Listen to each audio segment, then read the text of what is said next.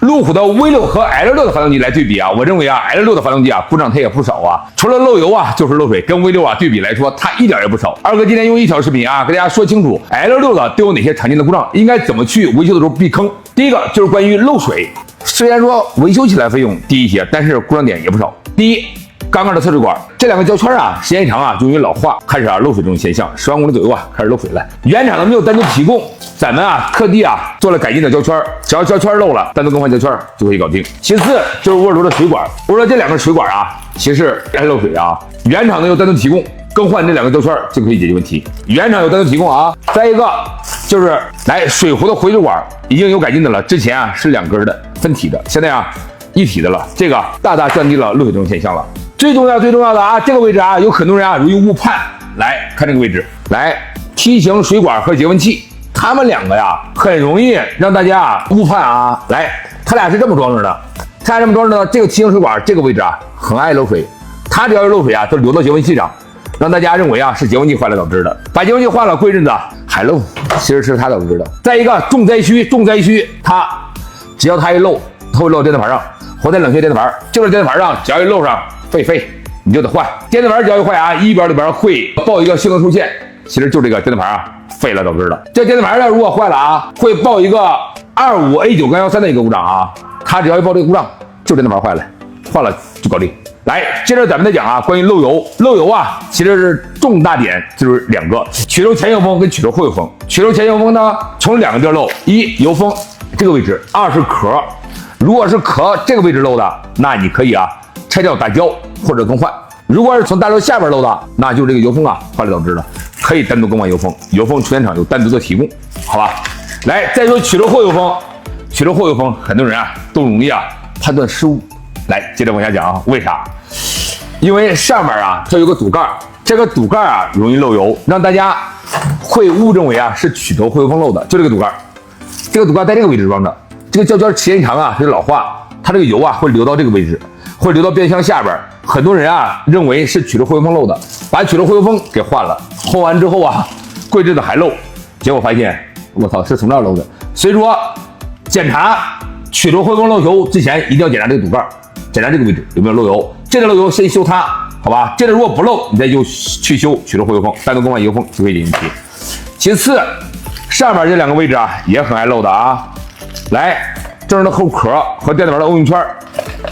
后壳呢有单独的胶圈提供，单独更换它，出现厂的啊。其次，透轴电子盘的一个胶圈都有单独的提供，单独更换啊，都有出现厂的提供。如果是判断他们4个谁漏，首先肯定是先从最上面往下判断，上面漏先解决上面的问题，然后上面解决完了之后再往下排查，好吧？千万别误判，就这几个小玩意儿闹不好啊，你就得花冤枉钱，好吧？来，再一个就是这个位置啊，来，妈呀，这个 L6我跟你说其实挺缺德的，就这个位置啊，排液直管的。这个位置，只要你发动机声音一大，然后有异味儿，就是排液直管这个螺丝折了，肯定是几乎啊哪台车都很难逃过。排液直管螺丝折了啊，很多这个螺丝出现厂的一根还挺老贵，哇，螺丝特别爱折。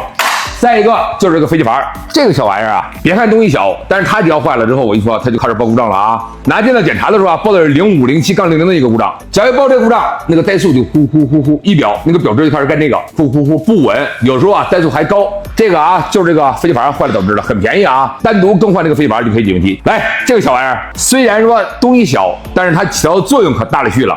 只要你仪表里边报颗粒捕捉剂已满，性能受限啊，这个。电脑只要是检查报的2463-00，这个就这玩意儿，压榨传感器坏了导致的。还有一个就是你停那了打车打不着了，没有钢压，拿电脑只要一检查报的是06A8-00，就这玩意儿坏了，就这玩意儿啊，单独更换这个压榨传感器就可以解决问题，好吧？虽然说东西小，但是它真他妈起大作用啊！来，最重要的漏水，把所有东西全换完了，就是找不着漏点。来，兄弟们，就它坏了，内漏、中冷，把它给换了就可以搞定啊！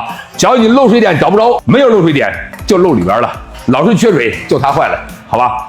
来，电鞋上的故障，是不是很多人一直也很关注48伏故障啊？二哥已经给它弄得透透的，你只要是仪表里边提示充电系统故障，就它坏了。拿电脑检查的时候啊，报的是06-5B-16。啊，单独维修 DC 就可以解决问题，不需要更换啊，咱家全都可以维修。如果仪表里边报的是电气故障啊，电气故障，来就这玩意儿坏了。假如是检测到电气故障了啊，然后拿电脑检查报的是 0A1F996，就它坏了怎么治的？维修48伏电池就可以解决问题。那同时仪表里边交替啊来回报，一会儿充电故障，一会儿电气故障，这两个循环报，其实啊就是这个48伏损坏了，亏电严重导致的，把它也给干废了。修48伏电池还得维修 DC 才能解决这个问题。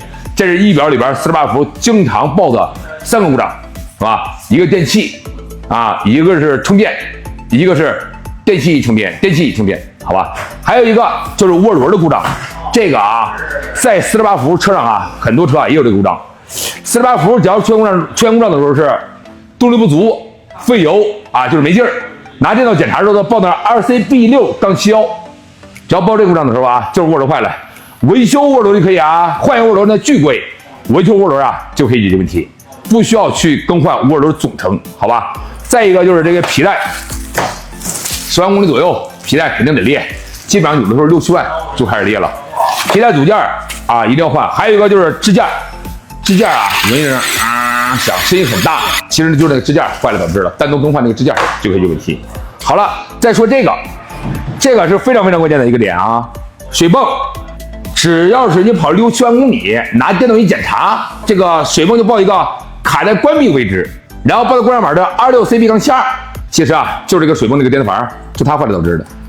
很多人啊换电子盘，其实换电子盘啊它是用不住的，换完之后它还报故障。